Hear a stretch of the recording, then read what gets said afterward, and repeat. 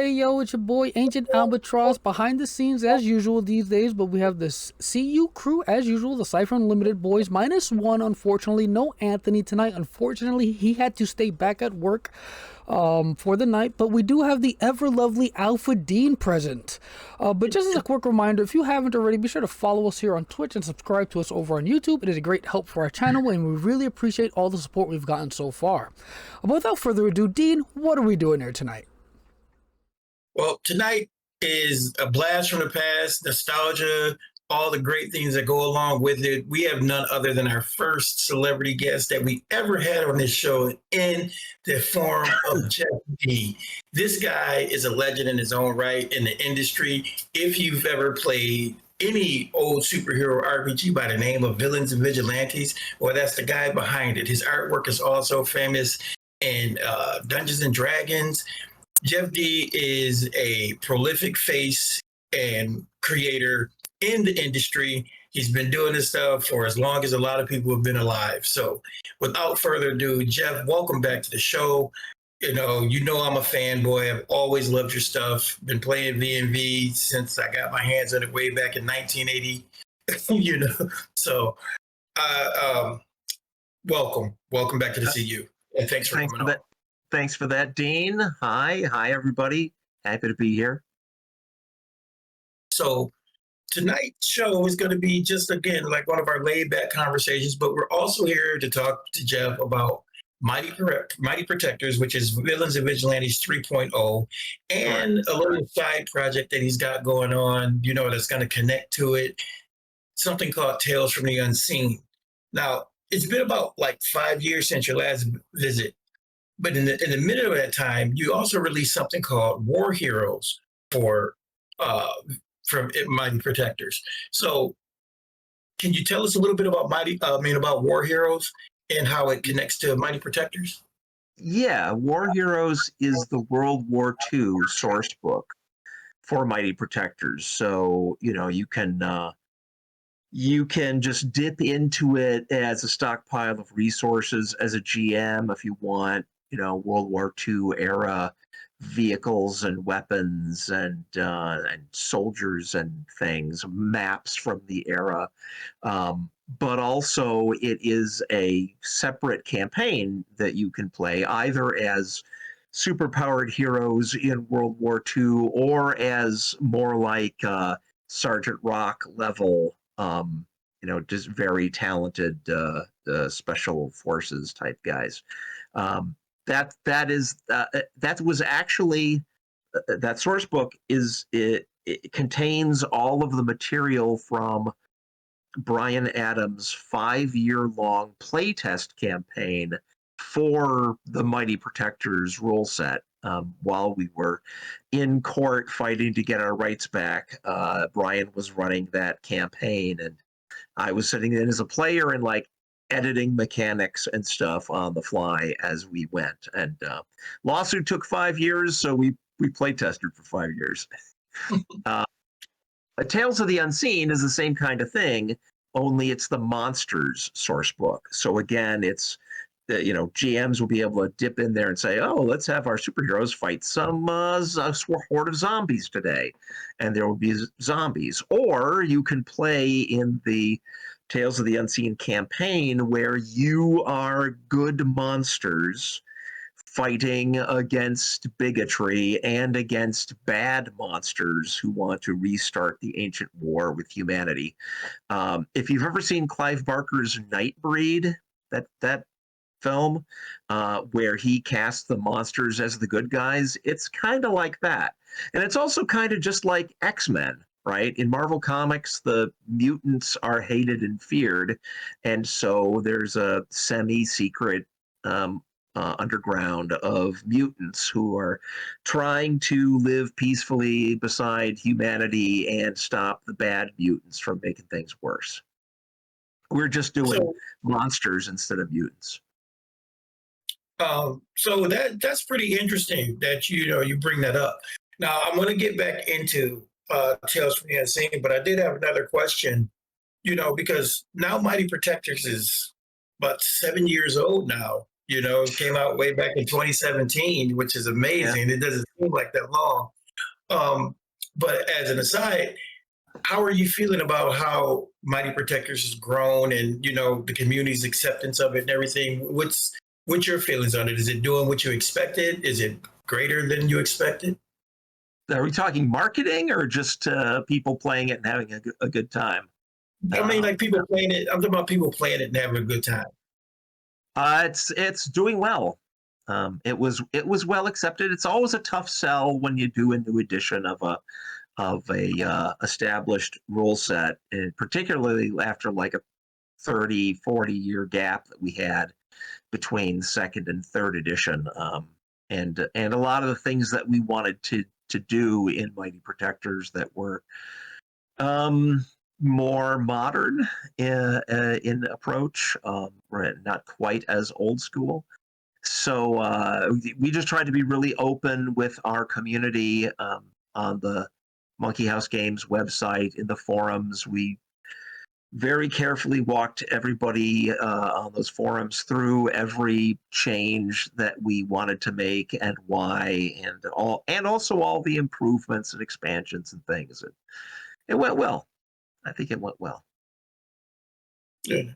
And so, like I said, now I've been playing around with it for ever since it came out. I was on the Kickstarter and everything, and I really enjoy it personally. I should explain to you personally then. Tales of the Unseen is the new title for the Abomination Realm book that we promised people in that Kickstarter.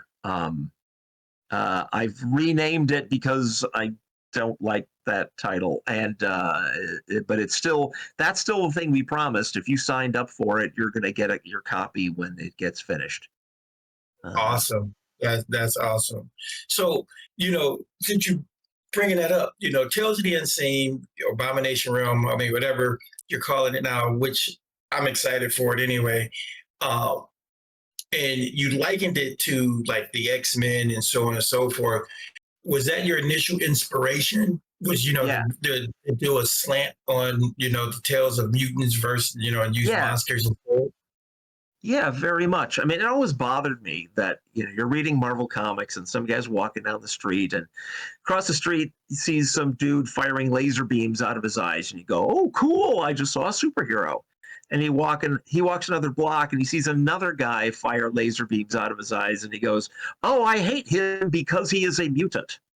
It never made a lot of sense to me. I mean, I get the metaphor of civil rights movement and racism and so on, and I want to preserve that, but I also wanted it to be a little bit more to make a little bit more sense that oh, you've got like fangs and scales and pointed ears, and you creep around in the dark with like red glowing eyes and slavering from your jaws, and you have to eat small animals to survive because you're that kind of a monster. I can understand people hating and fearing that, and needing to take an effort to get to understand that behind that there might be a perfectly decent person. So yeah, that was the original concept. Again, heavily inspired originally by Nightbreed. So yeah, then it was my baby originally, the concept, and Jack named it Abomination Realm because when we had to divide up the work, and I was putting all the work into running the Kickstarter and so on, and getting the books made. Like, I do all the page layouts and stuff. And I've just lost my screen. There, I'm back. So Jack wanted that because he is a big old like Universal Movie Monsters fan from way back, and not just that. I mean, he loves that genre, and he thought it would be a great idea to have some kind of a refuge for monsters, where they could go and be safe. And we wrangled on that a little bit. It's true that in the Nightbreed film and the original short story Cabal, there is a refuge for monsters, but it's a good place. I mean, it's scary, but for monster, it doesn't have a name that itself evokes fear like Abomination Realm. So that sort of bothered me. I have recently taken control of that project back because Jack still has to get his adventure done that he's working on, and that was just too much on his plate. So I'm keeping the concept of the Abomination Realm, but that is where the bad monsters rule now. And actually, another way you could play this source book as an entirely Abomination Realm based campaign where you're a monster in a world of monsters, and the realm is divided up into different territories. Like, here's where all the undead things hang out, and they have like a lich lord who's their ruler, and here's like the wasteland with swamps and marshes where all the swamp monsters and blobs hang out, and there's different regions for all different kinds of monsters. You could do essentially a weird fantasy campaign that's all monsters set in that setting, or bop in and out of it. Superheroes have to go there to rescue somebody that the monsters have kidnapped, or there's all kinds of things you'll be able to do. Now, something I've always noticed about how you used to write adventures and the lore of your worlds and so on and so forth, even though they were definitely for villains and vigilantes, like this is for Mighty Protectors, you kind of always wrote stuff kind of system agnostic. Are you following the same format where if you wanted to take the lore and use it somewhere else, that it would be easily done? Well, so that was one of the big differences with third edition is, when we set out originally to do first edition Villains and Vigilantes, in those days, Dungeons and Dragons didn't have a particular setting. I mean, there were settings included, like referenced, like Blackmore was referenced in the books, but it was more meant as an example than as a thing you're really supposed to use. And over the years, it's become a lot more popular for companies to release fully fleshed out settings for their games. But when we started Villains and Vigilantes, we thought, oh, we're making a generic superhero game, and we give you rules for making up superheroes, so GMs will make up their own villains, and gosh, they can set their campaign in their hometown. We don't really need to give them that. And we just included some examples of things, but I think I'm not quite addressing your system agnostic point, but let me get through this. No, let's go ahead. With third edition, I mean, we finally bit the bullet and said people will just not stop asking us, who's that guy in the picture on page 17 of so-and-so book, right? So we have now officially embraced our own setting, the Mighty Protectors multiverse. And all of the examples that we give are of things that exist there. And you can still run the game in a setting of your own. You just have to scrape a couple of serial numbers off. It's not that hard. And take it from there. Now, on your actual question of system agnostic, earlier editions of Villains and Vigilantes were much more similar to, say, D&D. If you wanted to lift things out of it and or run things with different mechanics, I guess that's possible. With Mighty Protectors, though, since we are now supporting point-based character construction as well as random character generation, and we've taken things like experience levels are no longer an assumption like they are in D&D. Experience levels are just a power you can buy with your character points. I think it's probably less system agnostic now, mechanically, than it used to be. A bit more difficult to adapt. Well, I mean, once again, though, that's all good stuff, because some of us don't matter. It doesn't matter to some people, and then other people, yeah, it becomes a thing. So when you're thinking about, as far as you're talking about Tales of the Unseen, is there any like little insights you give people then who like are familiar with third edition? Is it going to be, are there going to be rules in there for us to, maybe just slap something together kind of quick, or there be some pre-generated characters, or how are you handling that? Well, just a quick comment at the beginning. The Abomination realm is referenced in the core Mighty Protectors rulebook as one of various other dimensions you can travel to. So that it plugs into the extended Mighty Protectors multiverse very naturally. For character generation, we are supporting, it's turning out as I work on the document, 3 different levels of character generation. You can just take the superhero character generation from Mighty Protectors and generate a character, but as you finish it, as you specify like what kind of energy blast you've got, or which powers to keep and which powers to throw out, you can have an idea that this is a monster that I'm making, and just build somebody that way. Or in the Mighty Protectors core book and also second edition V&V, there was an ability called Animal Powers, where you'd choose a kind of animal and say avians, and then there's a little table you can roll on, and it hands you out some abilities that are appropriate for birds. In Mighty Protectors, that's more point construction again, but still, it breaks up different animal types into different kinds of generation, different available abilities.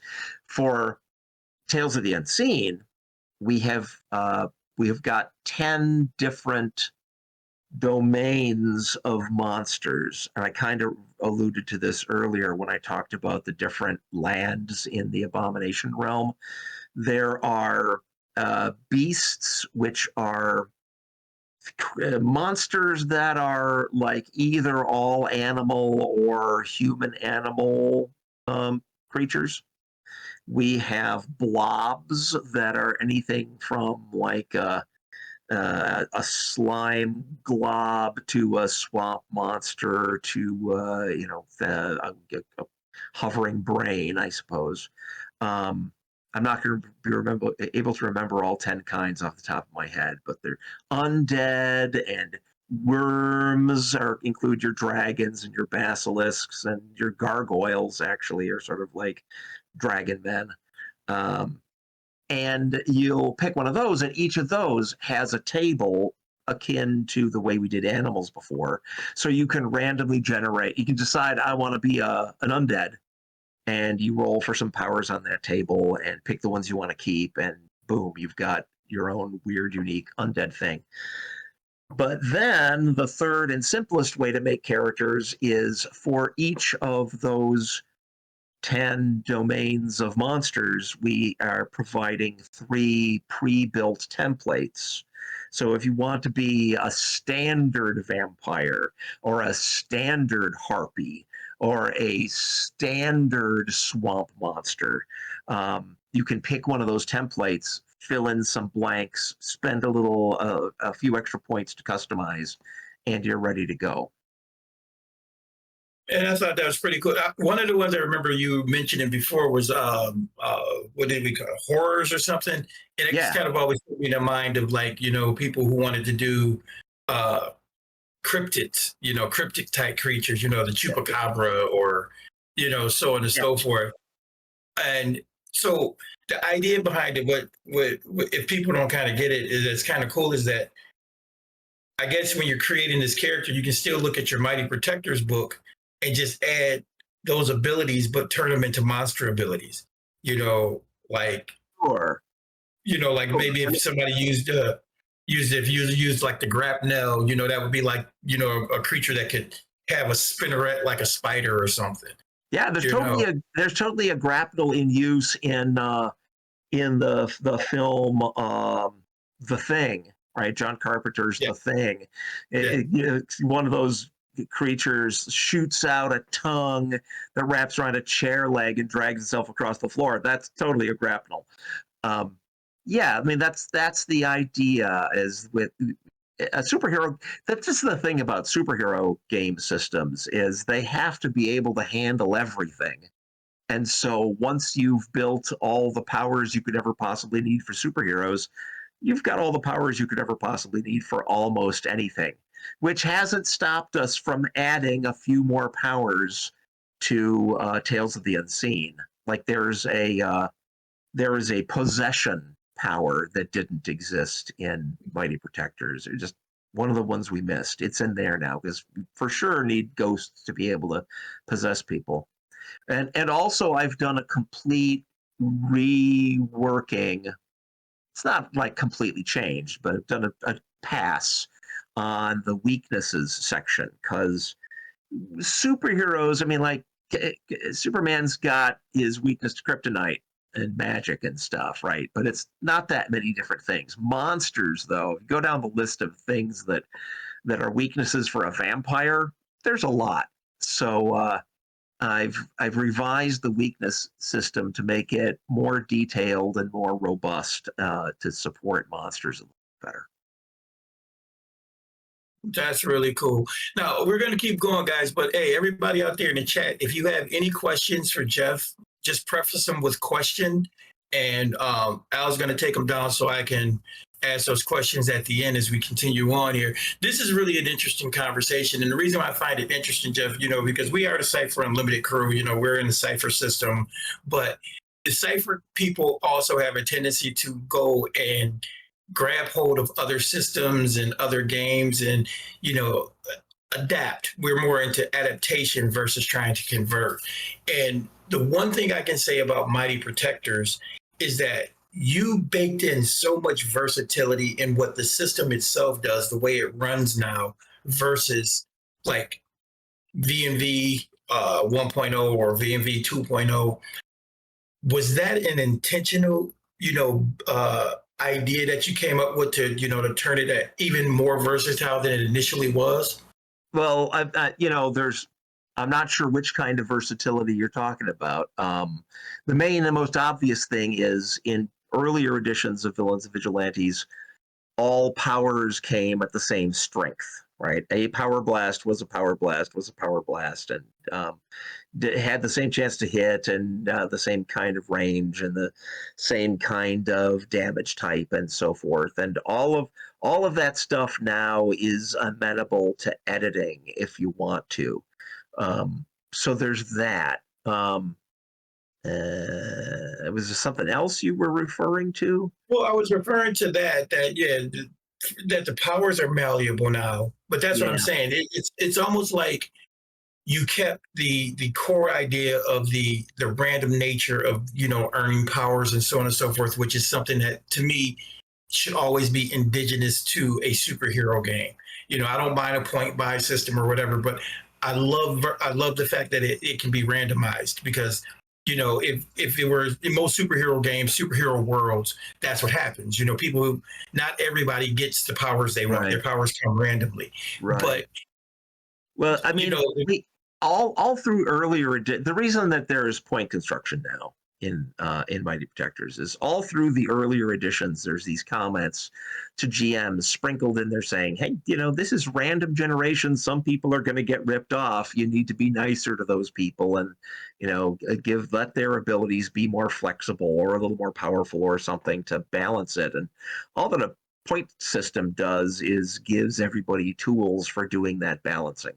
So it's there now, but we didn't want to lose random generation because that was always the backbone of V&V. So now it's, if you want to randomly generate something, you totally can. All that does is it will do a first pass on spending all your points for you.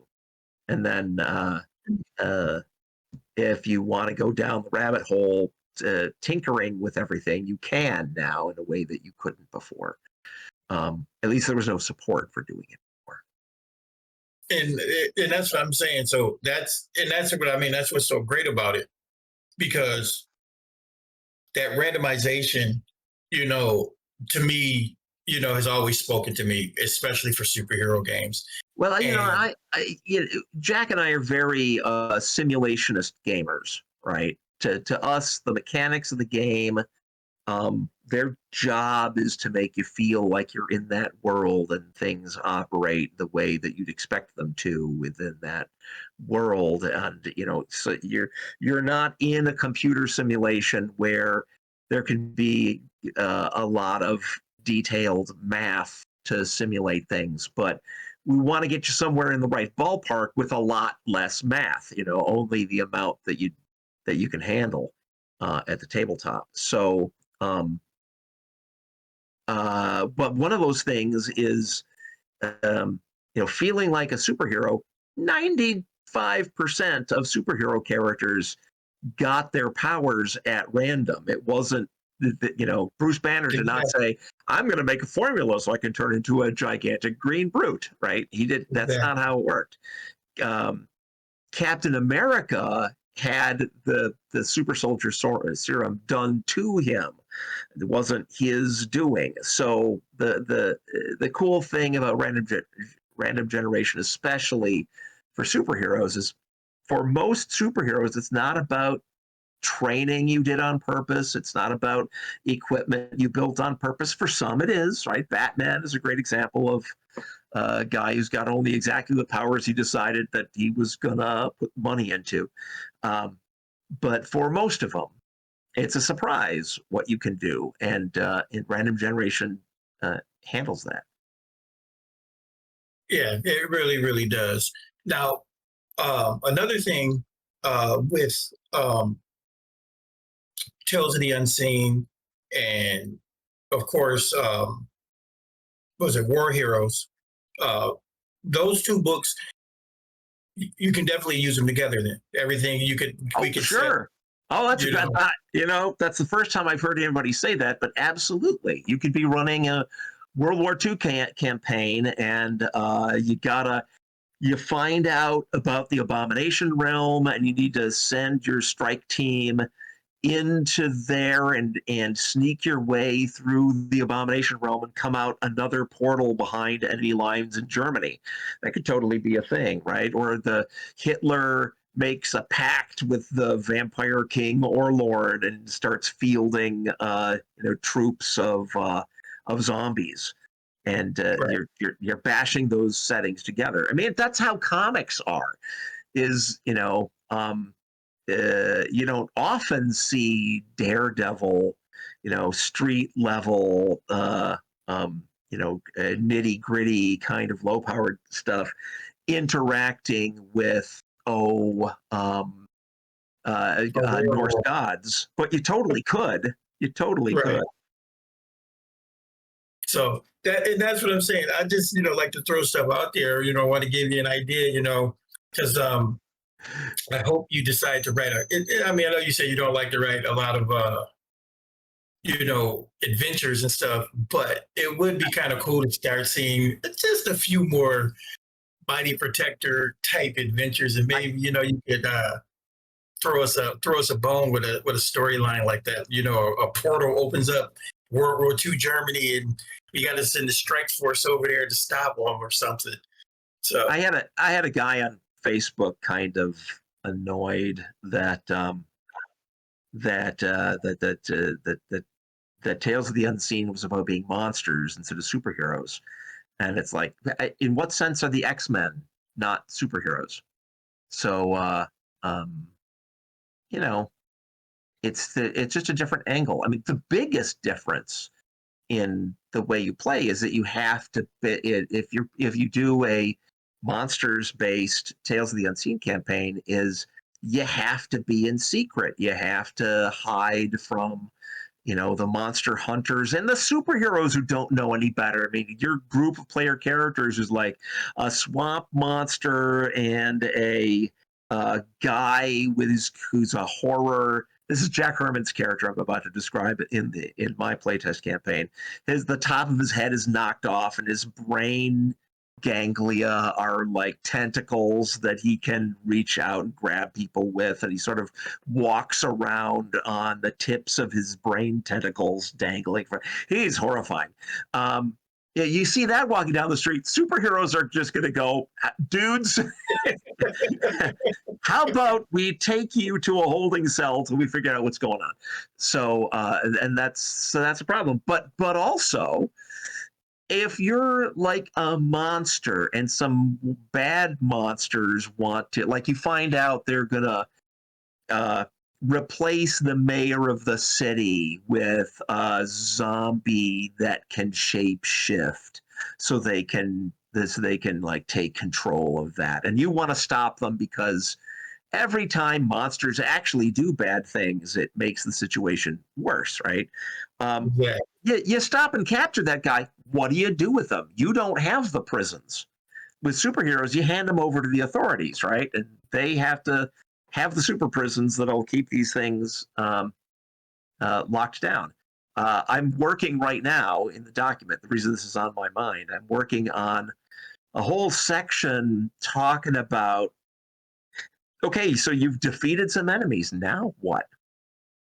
Mm-hmm. Right? You could just let them go, right? You've stopped them, let them run away, but then they'll come back. You could try to talk to them. You could try to find out, what were you guys trying to accomplish? Maybe we can come up with some mutually acceptable way of you being satisfied.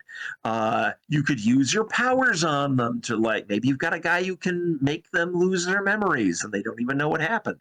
Maybe you can, carry them across international borders and drop them somewhere, so at least they're not your problem anymore. Maybe you've got control of a portal to the Abomination realm. You could throw them in there and let them figure that out.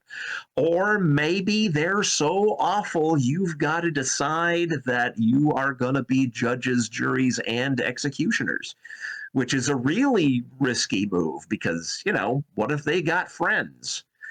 So I'm writing all this stuff down. That's like the really seriously different part of playing as a monster, is you're not an ally of the existing legal system, or you're not sanctioned by the existing legal system. You got to operate on your own and not make terrible mistakes. So anyway. Yeah, that's really cool. I think that's what makes for great role play, especially when, you as the creator, leave out, those portions, give us those caveats to play with. It's great for GM as well. It's a really great approach. So, like, and as we go on and we're looking at this stuff, any other planned major updates for Mighty Protectors, or, goodies that we might be expecting? Or well, you were in the Kickstarter, so you can go back and visit the page and see what we haven't delivered yet. We have a space book being worked on by the guy that did From the Deeps of Space, the space adventure for second edition V&V.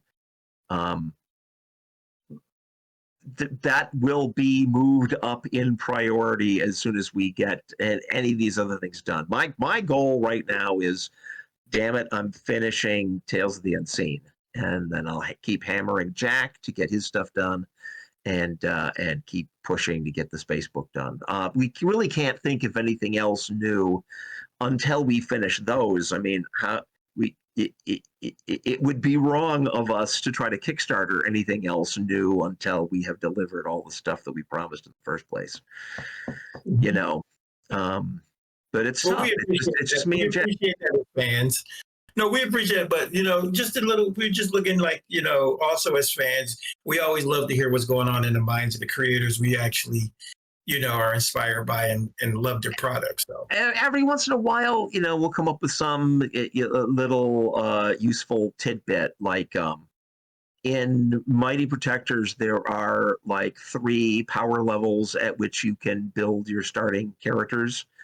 low and standard and high, and we came up with and published a free PDF that you can download where if you want to have a guy that's like agent level, so he's 75 points instead of like a daredevil street level guy at 100. Or it gives you a lot more flexibility to how you can make beginning characters. And stuff like that. I mean, there's little tidbits out there, but there won't be any for a while because I'm busy hammering on Tales of the Unseen. No, that's cool, man. Yeah, like I said, it's just a little. It's always good to know that there's still other goodies rolling around in that wonderful brain. But I know the other question I want to ask you. You made mention of your War Heroes campaign that was like a 5-year play test. Yeah. What was your character? Tell us about your character. Dynamo. Dynamo was this weird creature. He was a kind of dumb guy who was like the custodian in our apartment building in New York City in the 30s, and his job was like maintain the boiler and the phone system and the electrical power lines coming in and stuff, and that was the basis of his scientific knowledge that he used to build his special gear. So he's like a dumb gadgeteer. Right. Nice. When I say dumb, I just mean not a super genius at all. Right. And right. he was much more, everyday technology, nuts and bolts kinds of stuff from which he would build kind of cool things. So he started off with like an electrical blast and things, but once we got the campaign started, on the East Coast of the U.S. before America entered the war, and then we wound up going overseas to England and getting involved there, and we started to have a problem of like, how do we cross the English Channel? So Dynamo built himself the Dynamobile using the vehicle construction rules that I'm so proud of and probably babbled incessantly about the last time I was on. So I won't go into that again. But yeah, Dynamo. He was a lot of fun. I played him all the way through the World War II part of the campaign, but by the last year of the playtest, we had gotten past World War II and we're rolling into the 1950s. And Brian made the game be a lot more about alien invaders and stuff like you get in the 50s. And so the Dynamobile eventually became a warp-capable starship. Eventually, when he had built it up enough. That's pretty cool. Like, so he's kind of like an everyman genius. He's a more intuitive. He's a mechanic more than a scientist. But I stopped playing him, and I started playing Jaguarundi. And Jaguarundi was like an animal power speedster. Oh, okay. It was a lot of fun. That's cool. Is that we could just do a show on like character concepts one day. That would be awesome. And we still need to set up that time for you to come on the show and run a one shot. Oh yeah. Oh my gosh! I promised that to you 5 years ago. We can still do that. Yes. We can still do that sometime. But it would definitely be great. And to kind of just show off. Show off Mighty Protectors a little bit, because I know a lot of people on our site like superheroes as much as I do. We got a lot of people who talk about the various different superhero games from back in the good old days. And it would really, really be a lot of fun just to have you on to do something like that. So that's all the questions I have. Let me see what we have for audience questions. We're just kind of jumping to those. Looks like we got a couple here. So our good buddy Jason Shadowman's question said, so how many copies of How to Draw the Marvel Way did you go through back in the day? That didn't exist when I got started. It sure did not. That came out I don't know exactly when, but it didn't exist when I first started doing like a little comic strip in my high school newspaper, or when I went out to the Joe Kubert School for it was like 2 years of their 3-year course before I got hired at TSR. And by then, I'm working. So I think I had a copy of it, but it was too late. The Kubert School taught me everything I know about drawing comics. Nice. Billing Belange 16 says, any chance Jeff could do a genres as a source book? Which genres? What do you mean? I think he just wants you to pick some genres and do them. Oh my gosh. Well, I mean, World War II is a genre, and monsters is a genre, and the space thing is going to be a genre. I guess there are more settings, I guess, more topics than specifically genres. So I don't know. Everybody needs to be aware at this point that I have done a lot more games besides just Villains, Vigilantes, and Mighty Protectors.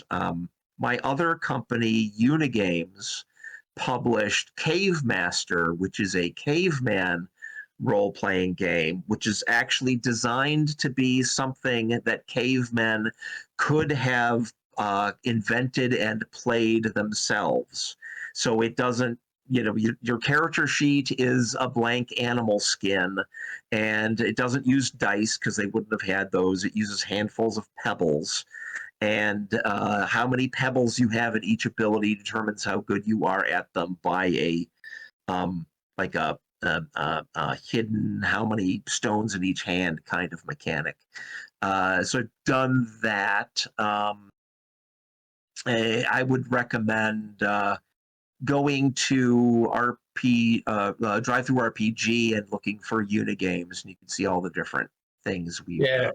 And I can attest that Cave Masters is actually a lot of fun. I took the grandkids out in the backyard, and we have we gathered tons of different kind of rocks, and we polished them and everything, so they have their master rocks. It was an event. It was pretty cool. So it is a lot of fun. So I'm probably not gonna do a caveman version of Mighty Protectors with that system. I think I've done my caveman bit, but there's a setting that will be, there's a planet that will be kind of covered in the space source book whenever that comes out.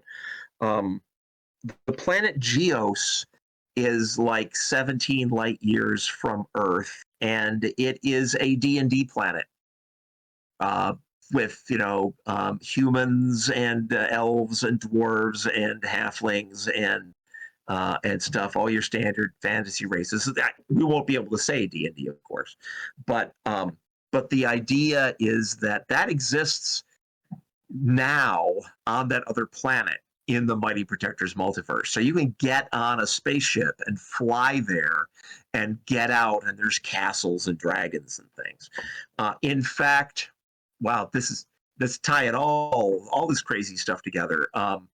The planet Geos used to be dominated by the Sorcerer Kings, who are these mighty, like, not human, magical powerhouses.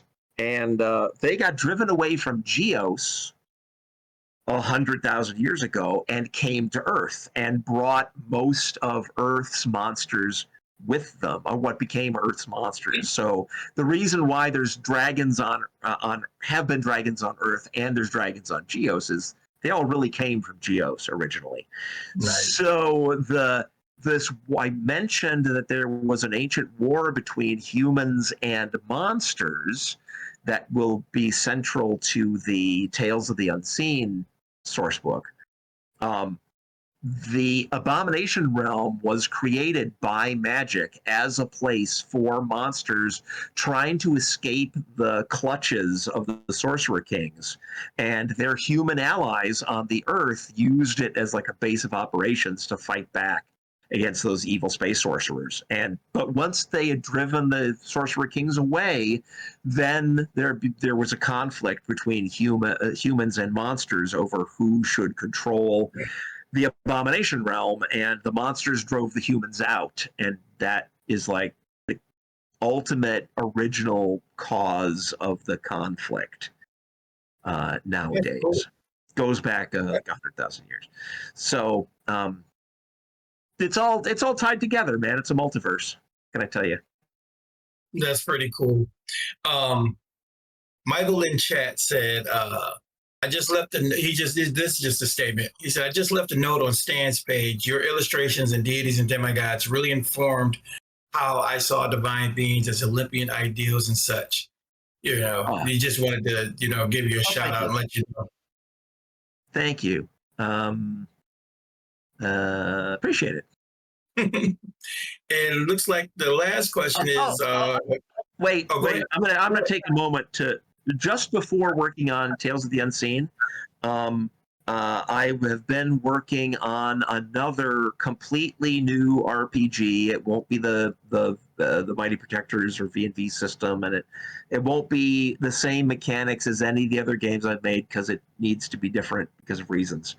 I'm working on a Gods role-playing game, okay, where it's more like, if you've ever seen in old-time like sword and sandal movies where the camera will cut to Olympus and the gods are all standing around a table in their togas, and the tabletop is a model of the surface of the earth, and they're moving pieces around and stuff. That's the game I'm making. But you don't play those pieces. You play the gods in their togas sitting around the tabletop that is the world, influencing things, creating stuff, and throwing lightning bolts at things, and fighting amongst yourselves and amongst other things. I can't move forward on that right now. I got to get this Mighty Protector stuff that I've owed people for years out the door first. But eventually I will come back to that, and you will see art inspired by the stuff I did in Deities and Demigods in that book. Which is funny. The reason why I started laughing is because that was the last question we had. Somebody, our buddy Jason, was literally, as he said, "Have you got to work on your Gods RPG anymore?" Oh, I will. It's just it is set aside for now, but I'll be getting back to it. That one is going to get finished. And he also asked if you had taken any inspiration from Monty Cook's Gods of the Fall, if you're even familiar with it. I haven't looked at it. Well, Gods of the Fall is actually a really interesting setting that Monty did. It's one of our favorites. Basically, it's actually Bruce Cordell wrote it, but it's from MCG. And Gods of the Fall is one of those where it's a post-apocalyptic world where the realm of the gods fell to Earth, and although the original gods disappeared, and now a generation later, new gods, people with divine sparks are starting to show up. But the whole kind of conflict with that is that these very, very powerful sorcerers don't want the gods to come back. So they, try to keep you from reaching your full divinity so you can't bring heaven back. So it's an interesting setting. It might be something you want to look at some point in time. I will just say I don't critique other people's games or offer opinions on them. What I am trying to do with my Gods game is make you feel like a god, not just a powerful dude tromping around, a god. So it's not even that much about doing anything directly yourself. It's much more about all the things, all the people in the world that have pledged to you, that will follow your instructions, all the monsters that you've created that you direct to go attack the cities of your enemies and stuff. It's not you're there, but you're a player, but you're also the character of the god that you are playing. Nice. It's different. In some ways, it's much more like if you've ever heard of Braunstein games. These were the original pre D&D role playing games from Dave Arneson's group, where each player is a character, but it's more of a tabletop battle game. And the tabletop might be a city or a castle and its surroundings or whatever, but it's like a role-playing heavy miniatures game, kinda, is what they were. And I don't have time to go into in much more detail, but as I built the kind of game I wanted for playing gods, I came up with something that's actually much more like that, right? It's sort of it is a role-playing game, but it's not the same perspective that we're used to now, where it's you in your boots tromping down the dungeon corridor, listening at doors. It's not that. It sounds more like a what are those called? Sounds more like you'd have like you said, you have a whole realm. You might have a whole, group of, resources, and you're, like you said, moving the pieces on a chessboard. But yeah, it sounds great. I kind of think I see through the lens you're talking about, and I do remember those old games you're referring as well. So that's pretty cool. Yeah, I mean, your resources are power and glory, and you get power by being worshipped. So you need things in the world that worship you.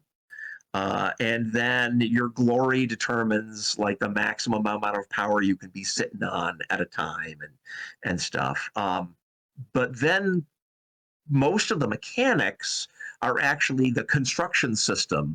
The right. It's hard. It's again hard to explain. It's like a super simplified, maybe 8 numbers. Most things you'll ever create will only use maybe 4 tops of the numbers that are available. That you put points into those things, that determines the characteristics of that entity.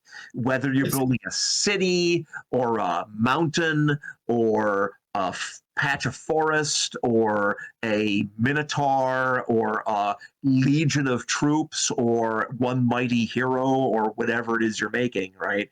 You just put points into it in those stats, and then you could make it tromp around the map and interact. I got it. It's a tabletop Age of Empires, is what it is. Yes, I guess it's if Age of Empires was like if you were role playing amongst yourselves and with a game master who controlled NPC forces on the map, right at the same time, that would be kind of getting toward it. Yeah, I mean, you'll see. That'll be my next big project. It sounds awesome.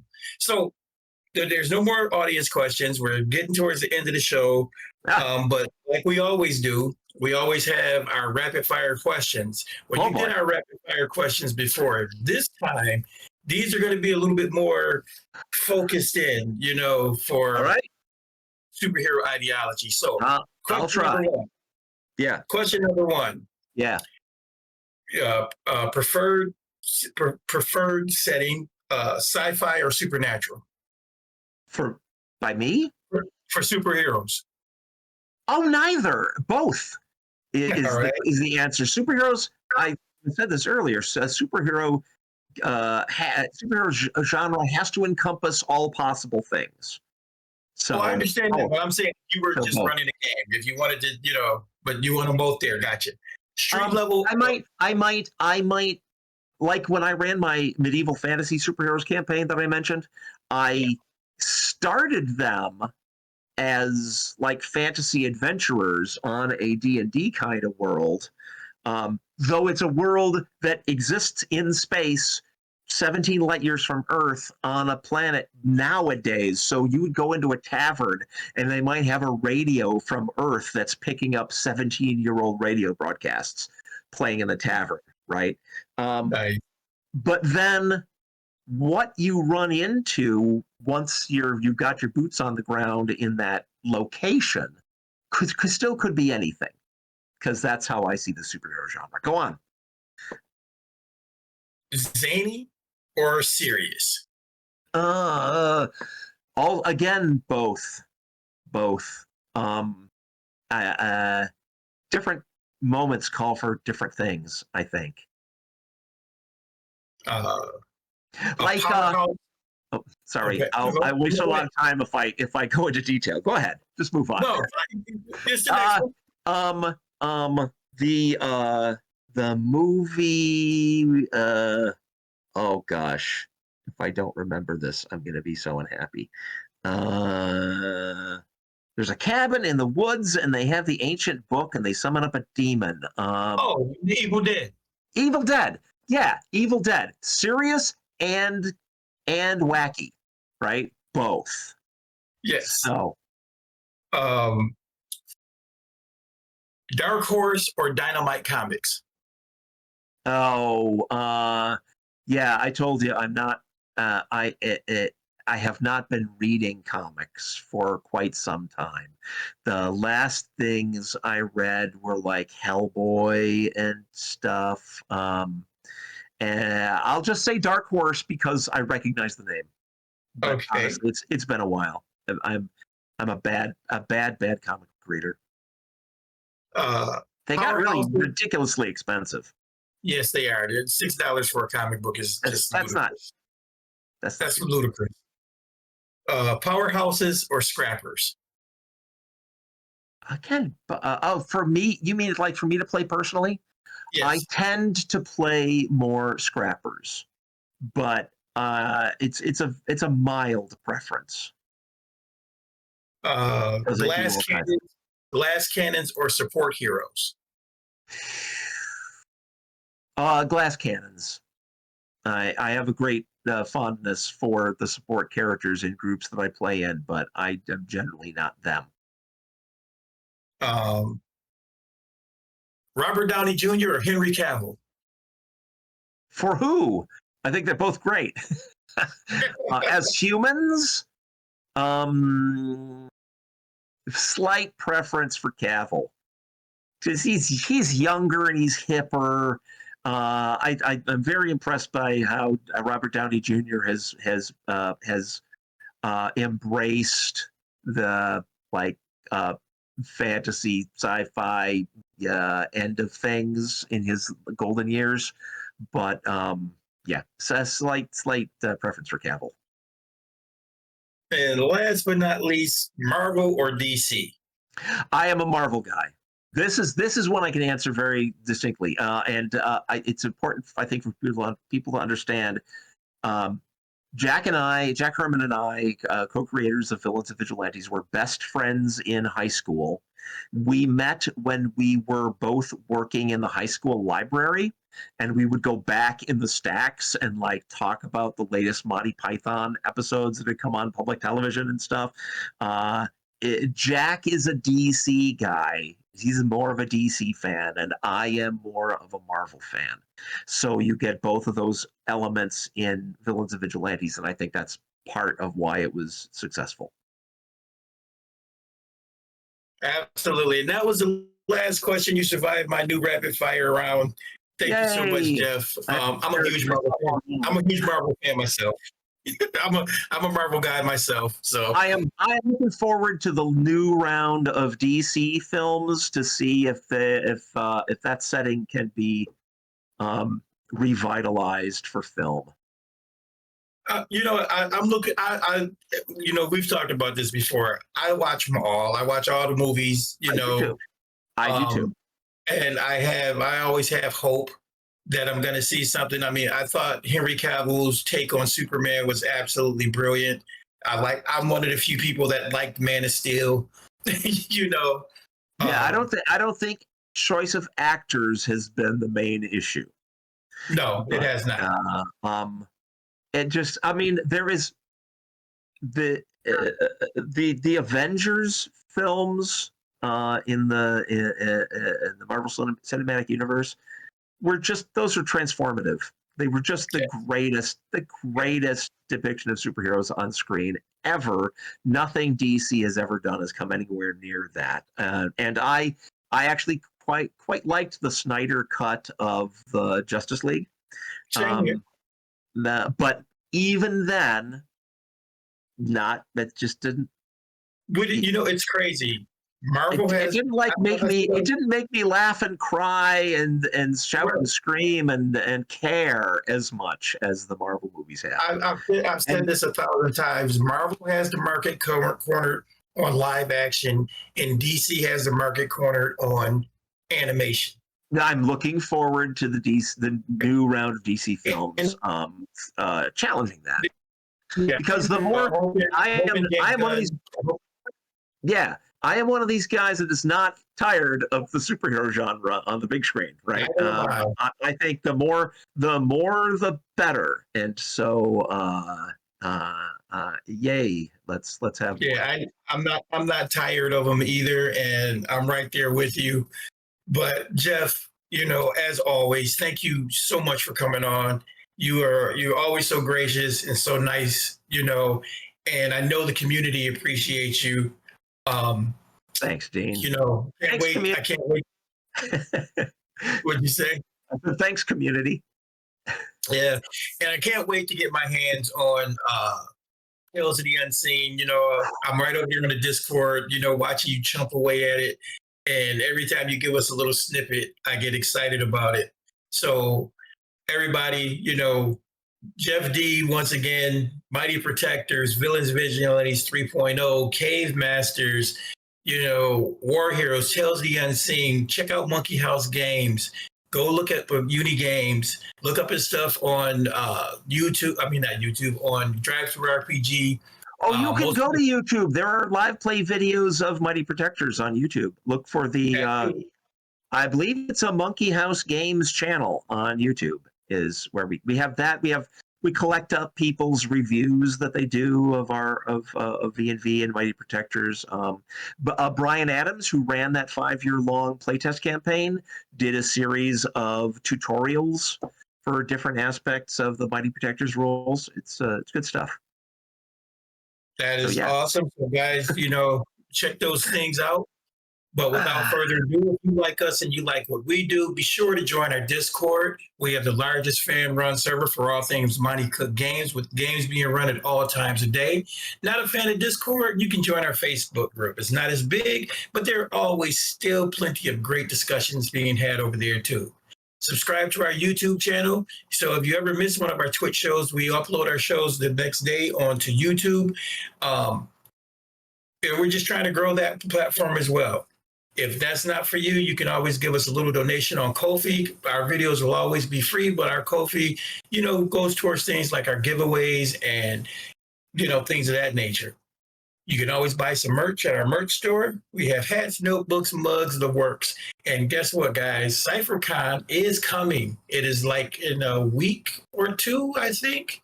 And we're going to have CypherCon shirts too. So without further ado, we love you guys. Yep, thank you guys so much for stopping by, chatting it up with Jeff, I should say. I was just going to call you D because I saw your name on the overlay there. But yes, thank you, Jeff, for coming on. Thank you, everyone in the audience, for swinging by. It was a wonderful chat. I'm very much looking forward to Tales of the Unseen. I love monster stuff, so that's going to be awesome. Thank you so much. And from us at the CU, we will see you later. Peace.